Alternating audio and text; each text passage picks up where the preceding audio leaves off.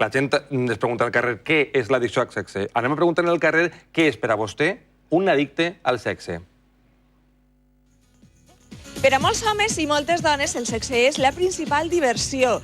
Fins i tot es pot convertir en una addicció. Anem a preguntar-li a la gent si és capaç de reconèixer que el sexe és el seu principal passatemps. Estem preguntant-li a la gent si són addictes al sexe.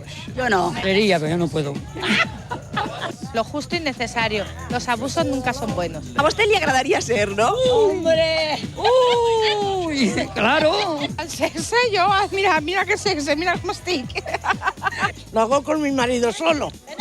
Y se pasa muy bien. Quantes vegades ho passa bé a la setmana? Pues a lo mejor 2 veces o 3. Según cómo va. Ara, ans que tinguem, no? Li agradaria, eh? No, perquè ja me ha pasado la flora. Búscame uno que no tengo, yo tengo ganas de que costarme un poquito. Ellos siempre piensan en lo mismo. El hombre sí, ¿por qué no? Ellos lo tienen fácil, ellos no tienen tantas preocupaciones. ¿Podrías explicarnos tú qué es bueno? Porque es que nosotros, como somos antiguos, no sabemos en la modernidad qué es bueno.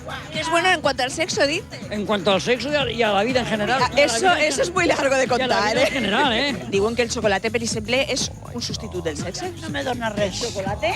Nunca jamás me ha dado a mí por el chocolate. El chocolate engorda. Res nada más. I el sexe també. El sexo también. Yo con mi marido sí. La vez que dice arre, yo arre. Si les dos tinguéreu un home com Brad Pitt, com George Clooney, pues diríeu, pues, escolta, m'agrada. Las obsesiones son malas para todos. Yo tengo un hombre que no lo cambio por Brad Pitt, ni George Clooney, ni... Molt bona resposta. Està per així, no? A nadie le va a dar un dulce, que no. Claro.